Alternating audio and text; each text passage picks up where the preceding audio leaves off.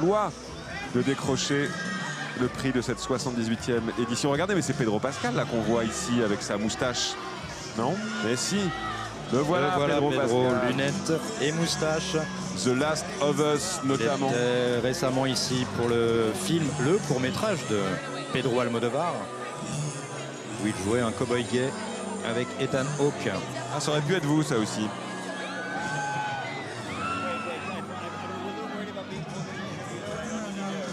Pedro Pascal, qui joue le maire de la ville dans ce film.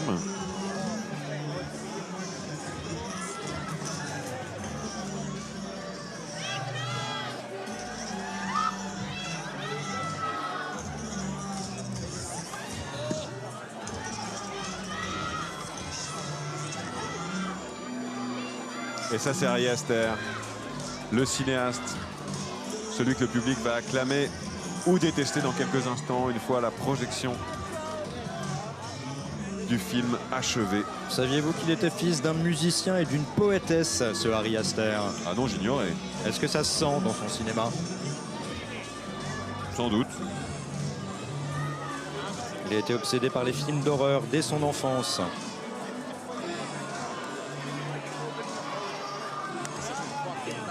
Hérédité, c'était son premier long métrage en 2018. Il y avait Toni Collette, Gabriel Byrne. Film d'horreur sur la famille. La famille, c'est une de ses thématiques aussi. Hein. C'est oui, tout ce qui est faire famille, faire société. Un des rois du malaise au cinéma.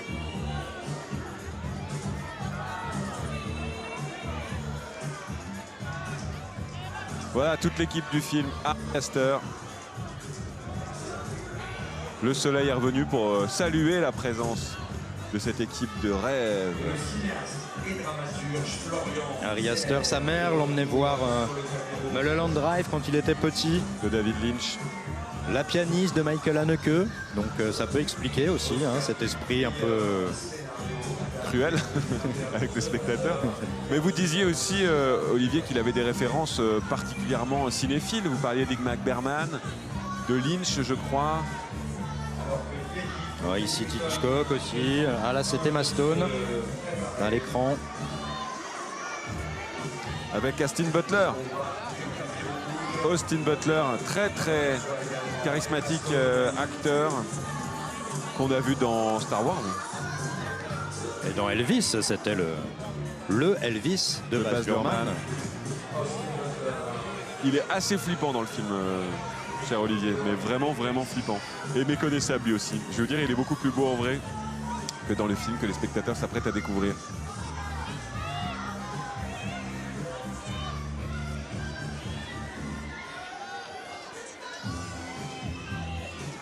Et Midsommar, un film qui avait bien marché, je crois, un film très étrange, un film de Ari Aster.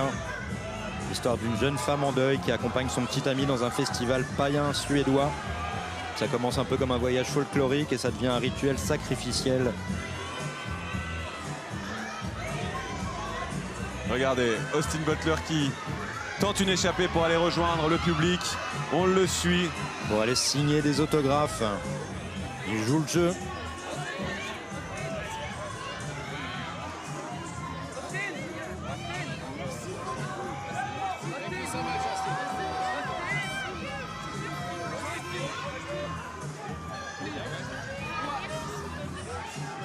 C'est assez perturbant tous ces gens qui filment plutôt que de profiter de l'instant. On a l'impression que les stars ne savent pas tellement comment réagir parfois. L'acteur était dans Dune aussi, souvenez-vous.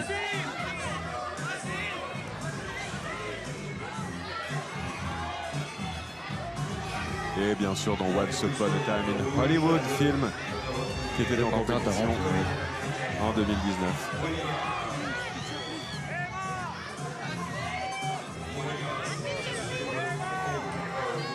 Et dans l'excellence de Backriders de Jeff Nichols qui est sorti l'an dernier, je crois. Excellent film. Qui n'était pas à Cannes, hein.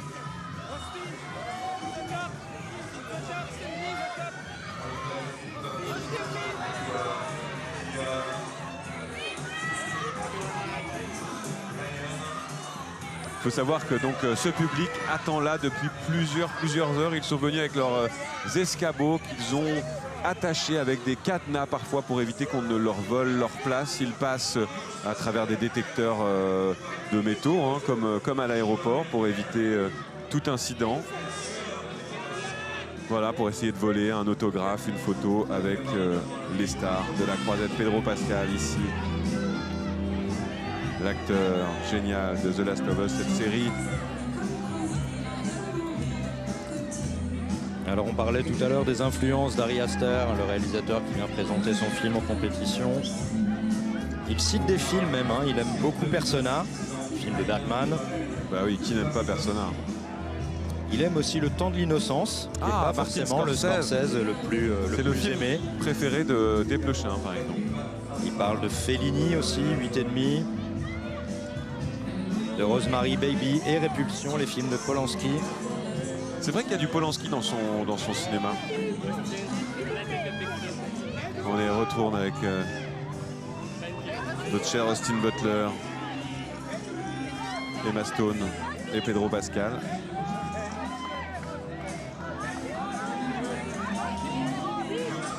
Il dit aussi de son cinéma, on peut dire que mes films sont des exorcismes qu'ils relèvent de la thérapie.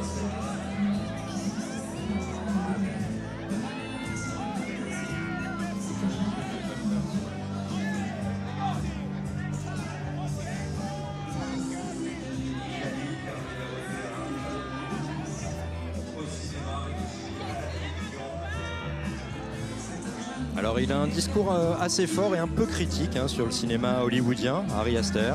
Il l'assume d'ailleurs, il dit « Marre des superproductions hollywoodiennes, d'une bêtise qui m'inspire un profond ennui. J'ai l'air arrogant et snob quand je lance cela, mais je le pense tellement. Je me pose trop de questions, le confort est rédhibitoire. » C'est ce qu'on disait tout à l'heure, il veut aussi déranger le spectateur. Voilà. Oui, il pense que le cinéma n'est pas seulement une affaire de divertissement. Et d'ailleurs, Thierry Frémaux se réjouit aussi d'avoir des candidats à la Palme qui sortent du ronron parfois des studios qui recyclent beaucoup de marques connues. Des franchises. Et sur son acteur, sur ce Joaquin Phoenix, il dit « Je l'aime de tout mon cœur ».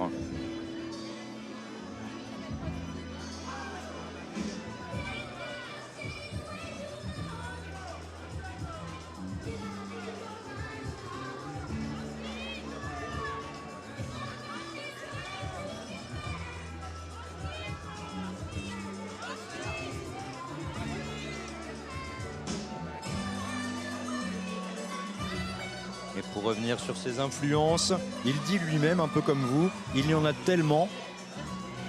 Je pourrais tous les citer. Je pourrais citer Jacques Tati, Kurosawa, Mike Leigh, Alfred Hitchcock, Powell et Pressburger, et encore Murnau même. Il va jusqu'à Murnau.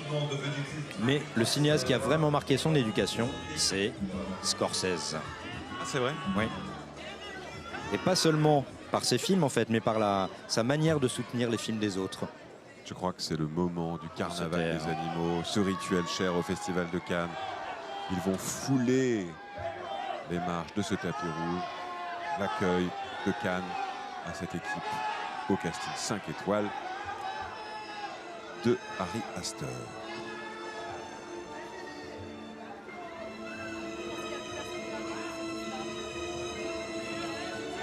Et nous avons le plaisir d'accueillir l'équipe du film Edictum, réalisé par Ari Aster et présenté en compétition pour ce 78e Festival de Cannes.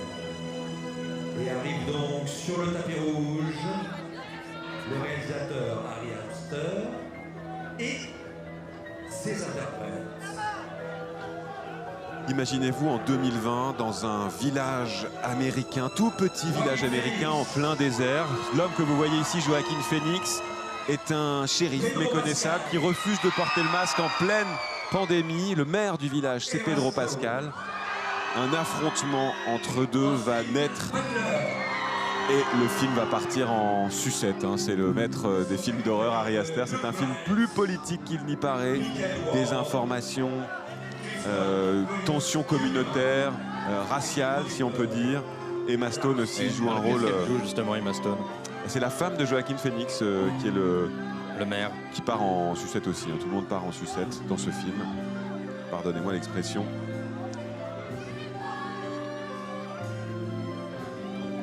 Austin Butler qui joue aussi le rôle d'une sorte de gourou contemporain et numérique. C'est ça qui est intéressant. Il joue aussi avec tout un tas de registres d'images.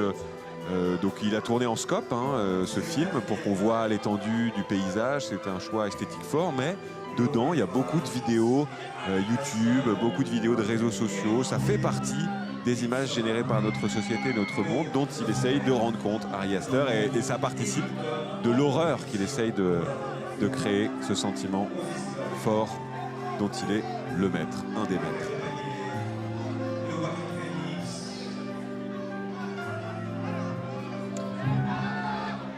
Ce sont des acteurs qu'on connaît bien ici au Festival de Cannes, qui les accueillent régulièrement. Emma Stone, qui est une partenaire sans faille de Yorgos Lanthimos. Pauvre créature, on peut citer, dans lequel elle tient le rôle principal. Prestation assez hallucinante. En fille de Frankenstein.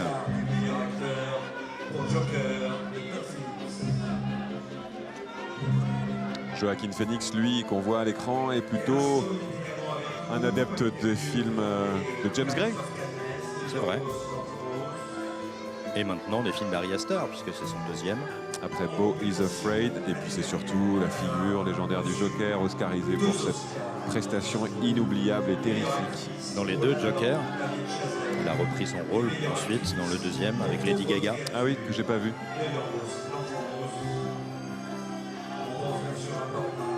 Austin Butler, paraît-il. Austin Butler, Emma Stone et Pedro Pascal. Austin Butler, de trois films avec lui, Olivier. Dune, notamment.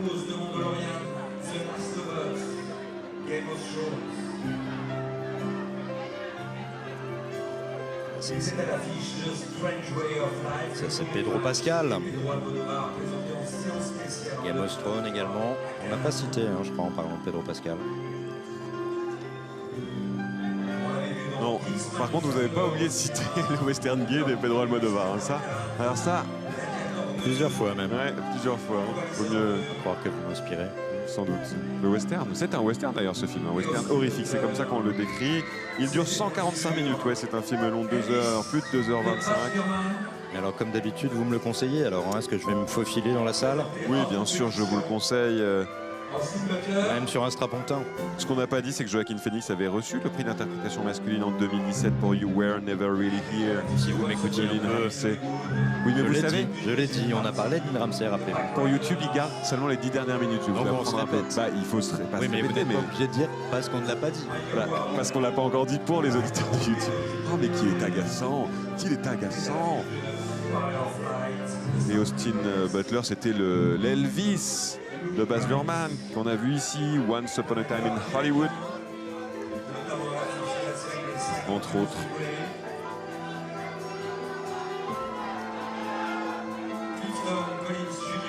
Alors ils sont aussi entourés d'autres acteurs secondaires comme Luke Grimes qu'on a vu dans Yellowstone, Michael Ward ou Amélie Offerley qu'on a vu dans Hunger Games.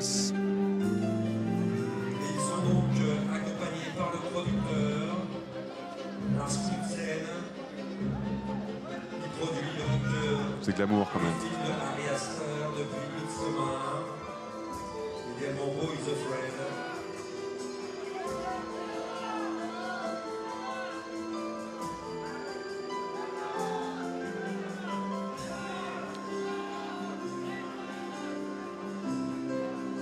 L'équipe est accompagnée de Marc Gomez, Idaka, Amélie, Werfele et Cameron Mann qui complètent ce casting.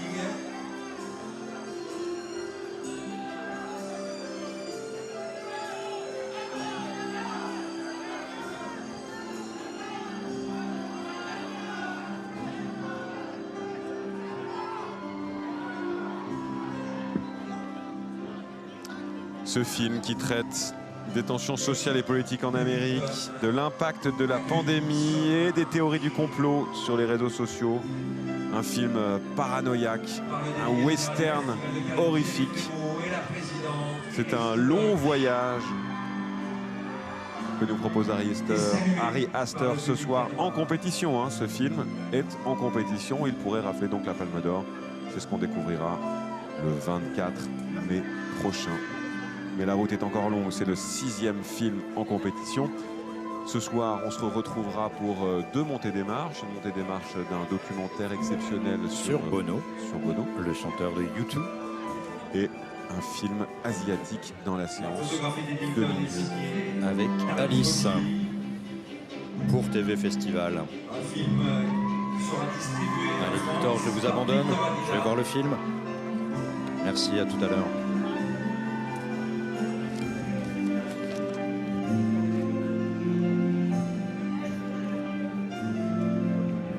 L'équipe d'Eddington va maintenant s'aligner au milieu des marches, sur ce premier étage. Une dernière photo à mi-parcours de ces marches. Le réalisateur, emmené, Ari Aster, dirigé même, pourrait-on dire, par Thierry Frémaux, le délégué général du festival. de ses interprètes, Joaquin Phoenix, Il leur restera 12 marches précisément à gravir avant d'entrer dans le Grand Théâtre Lumière. Luke Grimes, Michael Ward, Clifton Collins Jr., Matt Gomez-Hidaka, Amélie Werfel, caméraman, et le producteur, Lars Michel.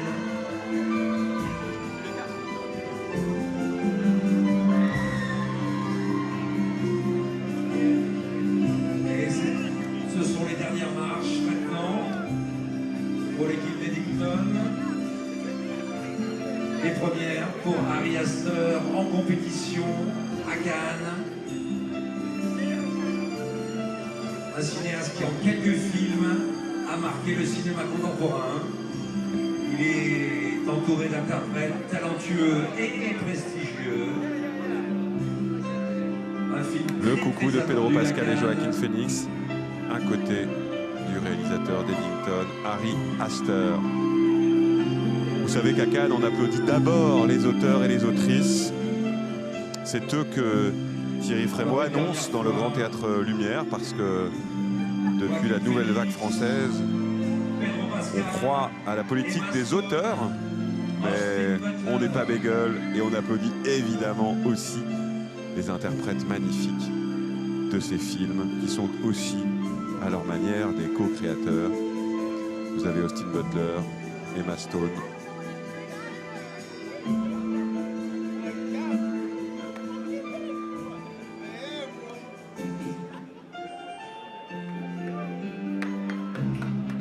Allez, Voilà l'équipe les voilà. d'Eddington qui va Ils entrent dans la salle. maintenant 6e film en compétition. Suspense. Le verdict dans 2h25. Je vous laisse vivre Ah, c'est la fin cette de la entrée compétition. dans le Grand Théâtre Lumière et je vous dis Enchaîne à tout à l'heure. les démarches de Bono à 21h15. À tout à l'heure.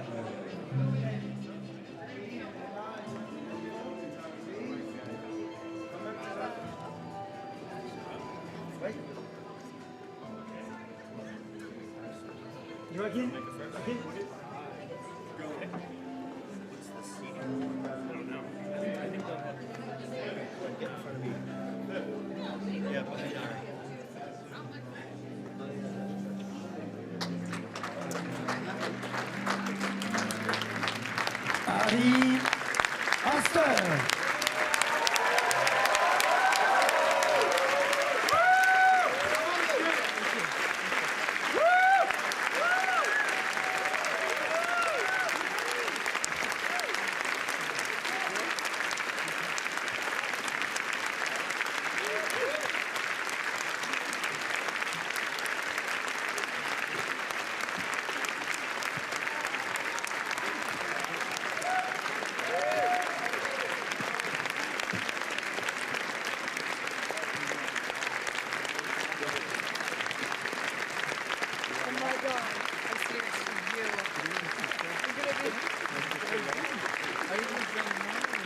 It didn't look like